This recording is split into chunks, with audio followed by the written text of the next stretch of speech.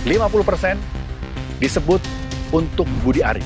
Gusti Allah, boten sare, Tuhan tidak pernah tidur. Pak Menteri tolong untuk mengklarifikasi hal tersebut, jangan kemudian bicara sembarangan. Udah gajinya di bawah 5 juta, dipakai judi.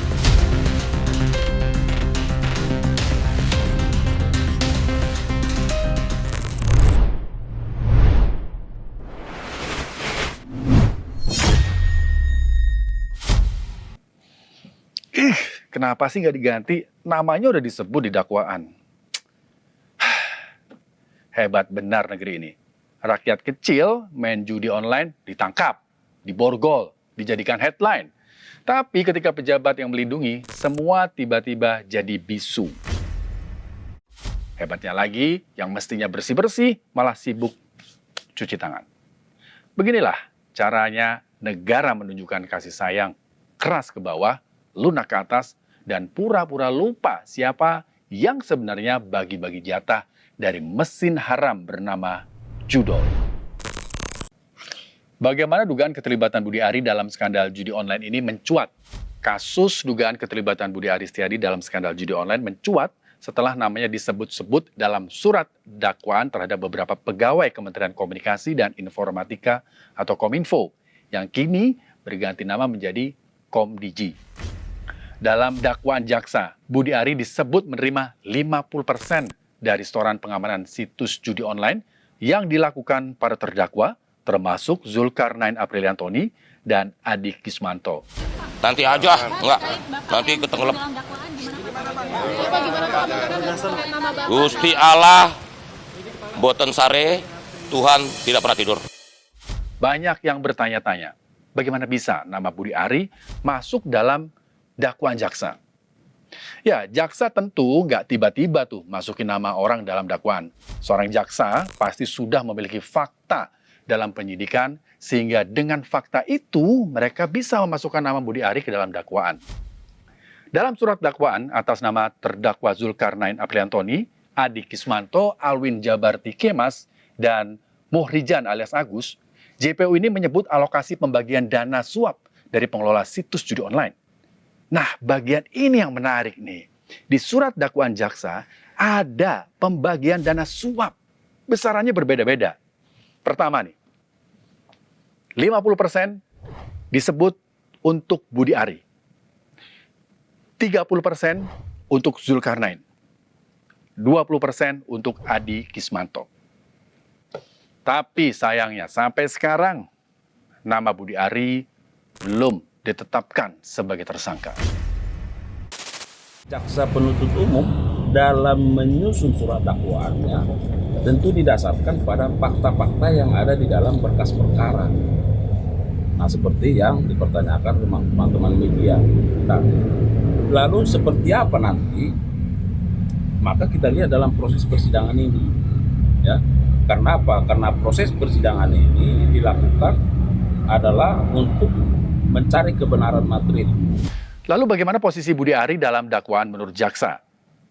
Di bulan Oktober 2023 saat menjabat sebagai Menteri Kominfo, Budi Ari diduga meminta Zulkarnain untuk mencari individu-individu yang dapat mengumpulkan data situs judi online. Dikumpulin semua.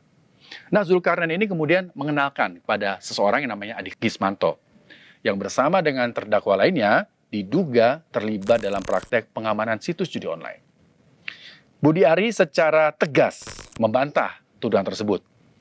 Dia menyatakan tidak pernah menerima bagian dari hasil pengamanan situs judi online dan menganggap tuduhan itu cuma fitnah. Budi Ari juga menekankan kalau dirinya jadi korban pengkhianatan oleh oknum pegawai Komdigi yang menyalahgunakan wewenang. Nah, Jaksa Agung Muda Bidang Tindak Pidana Khusus atau Jampitsus, Febri Adriansyah, bilang kalau pihaknya akan mencermati dugaan keterlibatan Budi Ari di kasus judi online ini.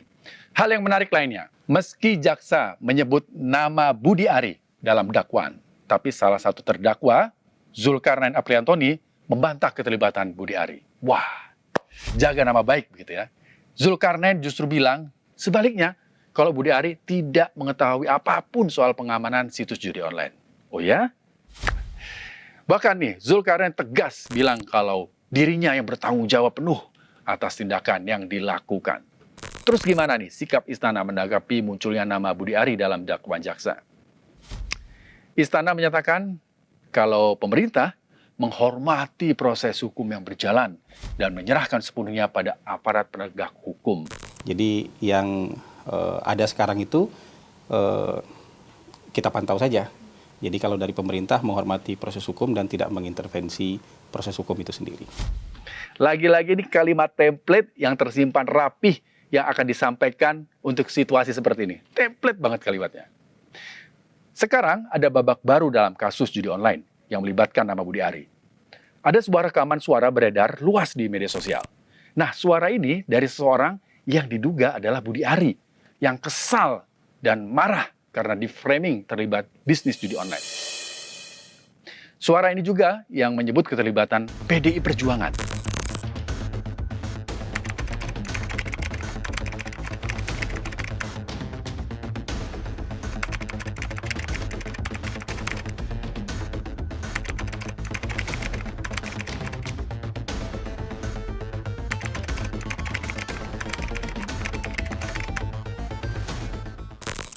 Ini bakal seru.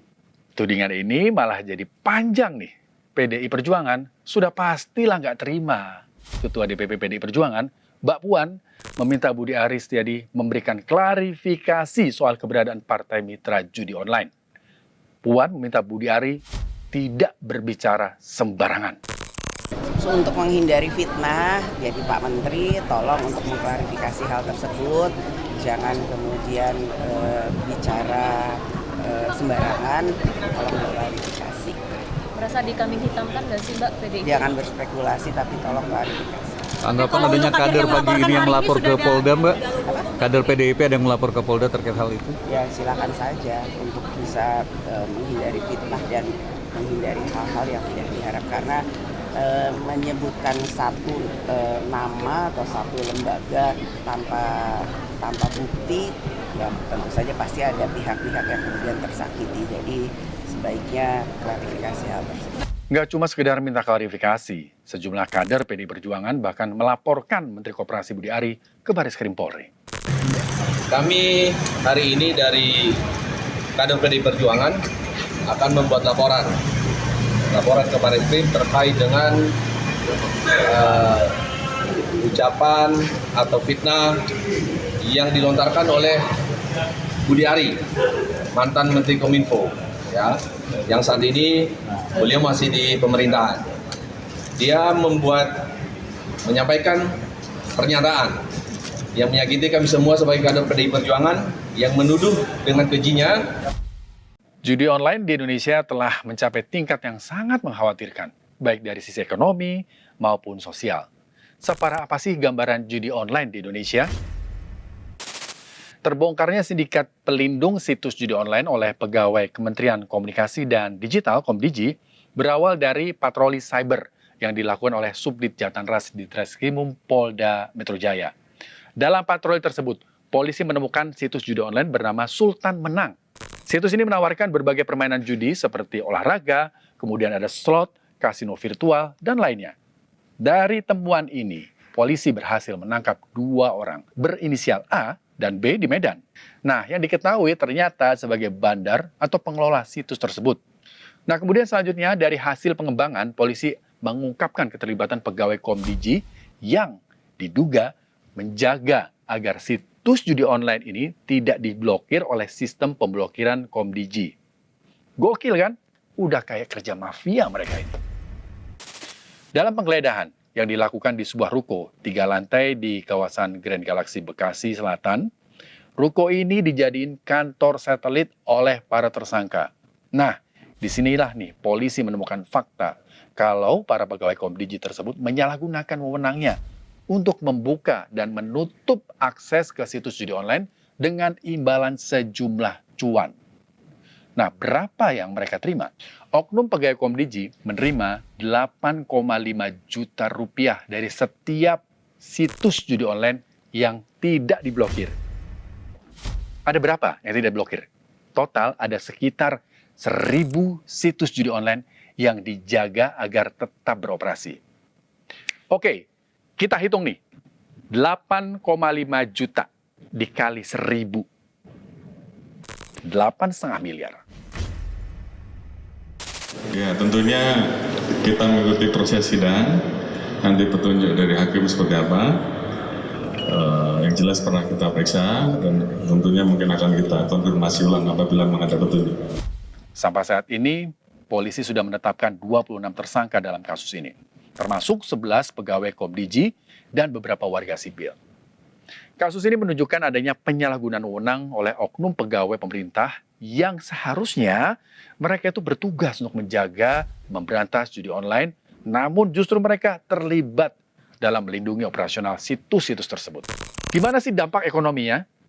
Perputaran judi online sampai Maret 2024, ada transaksi judi online di Indonesia mencapai 600 triliun rupiah. Angka ini diperkirakan akan terus meningkat dengan potensi kerugian ekonomi mencapai 1.000 triliun pada akhir 2025. Lalu pendapatan pemain judi online, 71% mereka yang main judi online itu berpenghasilan kurang dari 5 juta per bulan. Miris kan? Udah gajinya di bawah 5 juta dipakai judi. Profil pemain ini berdasarkan usia. Kita lihat nih, ada usia 10 sampai 16 tahun. Nah, di usia 10 sampai 16 tahun mereka yang main judi itu depositnya mencapai 2,2 miliar. Nah, di usia 17 sampai 19 tahun depositnya mencapai 47,9 miliar. Sementara usia pemain judi online di usia 31 sampai 40 tahun depositnya mencapai 2,5 triliun rupiah. Komdiji melaporkan sudah memblokir 1,3 juta konten judi dalam 6 bulan terakhir. Judol ini ada korelasinya dengan pinjol. Loh, kok bisa? Ya, karena PPATK mencurigai penggunaan pinjol untuk judi online. Temuan mereka banyak korban judi online membayar utang menggunakan pinjol. Sayangnya, belum ada data seberapa besar pinjol yang digunakan untuk membayar judi online. Belum dikasih menang, hanya cuman tarik ulur gitu, jadinya kayak aku dikasih lebih 100, 200, coba lagi nih gitu lagi, akhirnya habis juga akhirnya. Tapi jadi karena penasaran itu, kok bisa aku beli 300, 400, besoknya nyoba lebih tinggi lagi deponya. Banyak yang bilang jadi depo semakin besar hasilnya bisa lebih besar gitu. Nggak pernah saya hitungin untuk pengeluarannya, karena setiap gajian atau setiap dapat uang entah 300, 400, 500 itu kuat dalam seminggu tuh kita nggak bisa pastiin keluarin, paling bisa tuh seminggu itu bisa 500, 600 Kak. Itu udah pasti. Orang judi boleh ditanya semuanya itu udah pasti dia pinjam. Saya jadinya kayak pinjam online Kak. Udah gitu pinjam online tuh nggak tahu itu dia kerja sama judi atau gimana sih, kurang tahu. Selalu berdampingan pasti. Saya juga kena pinjol ya buat judi. Semua kayak rumah tangga, pekerjaan itu benar-benar rusak sih Kak. Karena judi, dengan dampak yang saya rasain, ini real lah maksudnya. Pemain judi itu nggak ada yang untung sebenarnya, dan bahkan habis. Karena bandar itu udah disetting, kapan menang, kapan kalah. Yang pasti menang bandar gitu. Jangan sampai kita berhenti judi sudah merasakan kehilangan semuanya, keluarga jauh. Mudah-mudahan jangan sampai kayak gitu. Data lain menyebut, PPATK bahkan sudah memblokir sekitar 5.000 rekening dari 3,5 juta orang yang diduga menggunakan pinjol untuk bermain judi online. Kalau kata Bang Haji, gara-gara judi, yang kaya bisa jadi melarat, apalagi yang miskin. Oke, penghasilan habis untuk judi. Ya, karena banyak pekerja informal, buruh, dan pedagang kecil menggunakan penghasilan harian mereka untuk berjudi dengan harapan untung besar. Utang tambah numpuk. Pemain judol ini seringkali meminjam uang dari rentenir ataupun pinjaman online untuk berjudi yang justru menambah beban ekonomi keluarga. Keterlibatan pegawai Komdiji yang seharusnya memberantas judi online ini memukul telak pemerintah.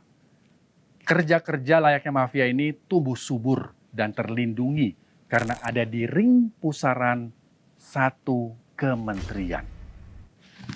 Masyarakat disuruh jauhi judol, tapi mereka malah jadi backing. Jadi pertanyaannya, yang sakit itu rakyat atau sistem? Makasih banget ya sudah menyimak Check Now. Kamu pengen kita bahas apa lagi? Silahkan tulis di kolom komentar. Dan jangan lupa like, subscribe, dan share supaya nggak ketinggalan informasi-informasi menarik lainnya di YouTube Official iNews. Saya Rizky Hasan, terima kasih dan sampai jumpa.